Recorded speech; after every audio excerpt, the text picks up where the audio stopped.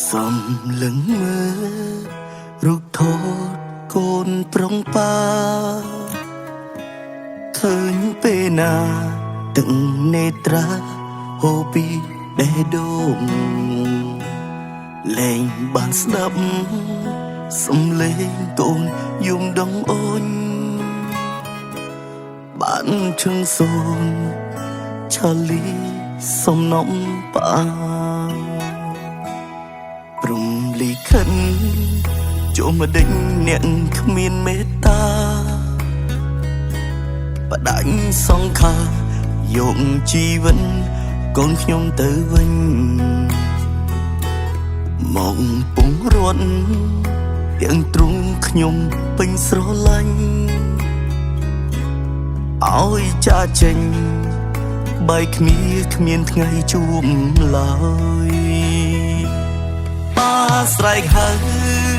ហេតុអ្វីមិនលឺកូនឆ្លើយឆាលីអើយពេលនេះកូននៅទីណារងងារទេពេលមិនបានក្បែរម៉ាំងបាអោលោកកាដាក់ទោសគ្រួសារខ្ញុំនឹង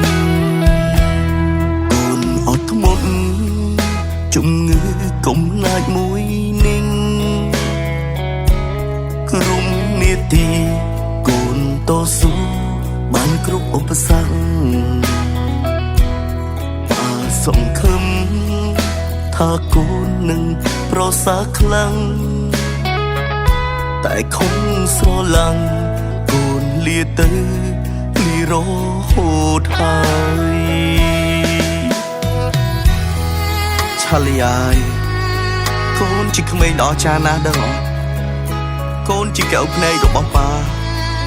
កូនជាខ្យល់ដង្ហើមរបស់ប៉ាតែពេលនេះកែវភ្នែករបស់ប៉ាទៅឆ្ងាយប៉ារហូតហើយ